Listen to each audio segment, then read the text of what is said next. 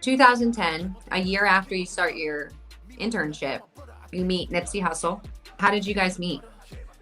I had just been connecting with different A&Rs, I guess, be like dudes that just place beats. At the time, it was just everybody was trying to be like an A&R, so everybody was just like sending beats out and sending me beats, and I have a big network, so I was fucking with a lot of like people that were using social media to bridge the network, the gaps that they had, uh, and the accessibility that they had to other artists, right? So there was it was a big movement of these folks, which became kind of like your influencers. At the time, it was just people that had a big music network. So I sent a lot of beats out to these guys. And one day I'm just sitting in my room and everybody starts calling me and they're like, yo, you're on that Nipsey, you're on that Nipsey. And I'm like, what? So, I never really know how my beat got to Nip, but I just know that I kept my head down and sent my beats and took every opportunity that I ever could. And I sent them out. And one day, like, it got somewhere. And, that summer was You Don't Got a Clue with it on the marathon. And it was just like, wow, like, I'm just this producer sending beats out to the internet, to whomever, and like an opportunity comes up, and it was just crazy because, in 2010, like that whole concept was like in its infancy, right? Like the whole like music industry using social media as an avenue for reach and direct communication to the consumer and to build and to network. So for me, it was dope to be able to use technology to bridge the gap in creativity and to be able to be part of something like really fucking dope. So we met um, off the internet. Yeah, it's dope. So you worked on a lot of different projects with him because you're on the marathon. The marathon continues. Crenshaw mixtape, and then Victory Lap was his first album. So Yes. you got, is it like an engineering credit or a producer credit is what you would get on the albums? Yes. Yeah. So I was a producer on all those albums that you talked about. And there's also Mailbox Money, which I produced and engineered as well. On Victory Lap, we started working on Victory Lap in 2012. So I was recording some of the songs that made it on the album since 2012. So I was credited as a recording engineer and a mixer. Nice. So does that open up like a lot of doors for you because you were on his albums? Do like people just reach out to you all the time to help them with their Yeah, beats? yeah. It's been a blessing, and if I could give it all back and have my brother back, I would definitely do that in a heartbeat. I always tell people like it's bittersweet, having some of these plaques and having some of these awards, but the premise on which I got them is kind of like not the most favorable or not the most honorable, I guess. But it has opened up a lot of doors, and especially building my company, it's kind of allowed me to speak with confidence and speak with conviction because it's I'm putting out an audio product and I'm building a company in music and around technology in the studio. So having a Grammy nomination, having gold and platinum records, it's like akin to having a doctorate or like having a master's. So from a business perspective and from my personal brand, it's been like invaluable. Um, and yeah, as far as like people reaching out, it's a lot of people that you know read the credits and they look and they read the back of the CD and those guys are reaching out. They're like, damn, yo, I didn't know that you did that stuff. Um, so it definitely helped be connect with new talent. For me, I'm looking to be that kind of a mentor and to kind of be some a springboard to new artists. I'm always down to listen to music. So if some of your audience is looking like, yo, how can I send beats? Find me on Instagram, send me some stuff. I'm always listening down to listen to stuff, and I'm always down to help people that it's hard to find an artist just because a lot of artists, even though they say they're ready, not a lot of people are willing to put themselves aside to allow the creativity to just flow. And everybody is very married to the art form. So it's hard to find artists that are truly ready. And now it's more evident to me what that really means. You know, like a lot of people say that, like, what does it mean? You're not ready. You're not ready. It's a mental and a psychological thing, you know, because you obviously you have to have determination, you have to have conviction, but if you don't have the psychology of what the art is about, you can get lost in your own art form, being a perfectionist and having this analysis paralysis that most artists have, or of what you think things should be or how they should happen. When in reality, you should just be along for the ride.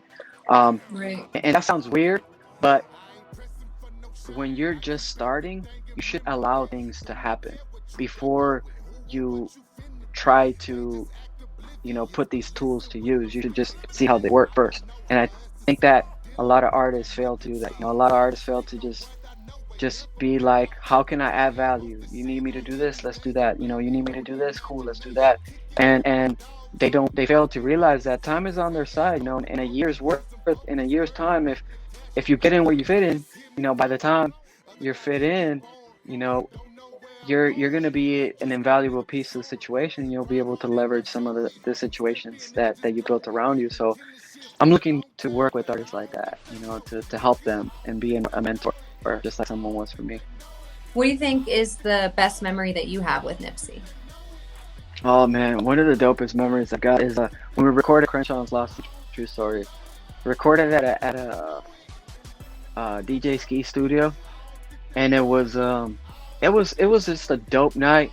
We had been recording a bunch of tracks, and Nip had been knocking them out one take, so it was like it was this back and forth, like taunting of each other.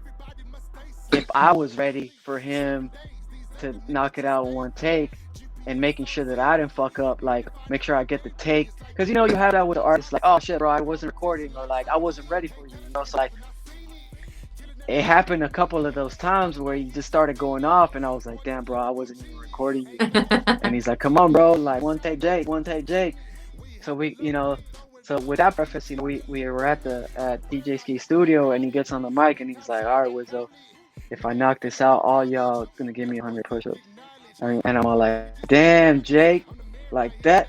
And he's like, come on Jake, let's go, one take. And he hit that, you know, he hit that one take. And you know, I just get off the board and I start to go in on doing these push-ups, and he's like, no, I'm just fucking with you, with let's get it. And we recorded it again because he was a perfectionist, right? But you know, that one take was fire, you know, and every time I go back to that session, I can hear that, you know, it's like it's in the recording, like, yo, if I do this in, you know, one take, y'all owe me 100 push-ups. So it's like a cool memory because it just kind of gives you kind of a clue into his work ethic. You know, he could just one take shit, or he would take time, but he was always like, you know, fucking with you, and it was always just fun in the studio, and it was just like a dope time. I was going to ask you, because, you know, you were working so close and friends with Nipsey, if he ever talked to you about the CMOS, and, you know, because he was doing the documentary on Dr. Sebi. So I was going to say, like, during your conversations, did he ever bring up health to you and like what he's kind of doing for himself? And did it kind of get you into the vegetarian thing, or how did that come about? Sometimes we would just order a lot of chicken wings or like a lot of like fish or something like that. But most of the time it was always good ingredients. You know, he always preached about good ingredients, just having good food that had real ingredients. But as far as like the vegetarianism, you know what, that actually came afterwards. It just clicked one day. I was like, you know what, I don't know if I like cow. It's a Nipsey line too. You know, you gotta kill a cow if you want to eat steak too. So I started to think about that, and I was like, if people actually killed the cows that they need to eat, people would kill less cows. So I started with that, and then I started to see, like, I don't know, I think it was my Instagram algorithm at the time. I was just like coming down the rabbit hole, and this like animal thing popped up on like this slaughter thing, and then it's like how animals try to protect each other when they can't. They're like so vulnerable to even try anyways. And I was like, you know what, I think I'm good with meat. I think I'm good. And then it was around the time where like it was a heightened sense of like the Dr. Sebi stuff and like all this stuff I kind of started coming off. So I was like, you know what, it's as good as a time as it is right now. And I don't miss it at all. Like, honestly, I feel really good. I have like these really healthy shakes that I've been having for like the last 8 years, and my metabolism's super fast. I'm super plant-based now, and I mean I eat fish, so a lot of people think that's kind of cheating, but I don't know. I guess I pick and choose, and Right. fish don't really seem to have like a high conscious to me, and maybe that's just me being a dick and like Right, because the animal judging. people be like, every Yeah, like living thing has a brain. yeah, of course. I just Right. don't know. But no, but I it's don't know. like they say you wouldn't eat your pets, right? Well, people Of raise course. these fucking Yeah. cows and pigs and everything like their pets, and then they slaughter them, a few months later, and it's like I can see how like a lot of people that are from a different country, they say like they're not vegan if they're in their own country because they know where their meat is coming from. But in the A lot. U.S., Yeah.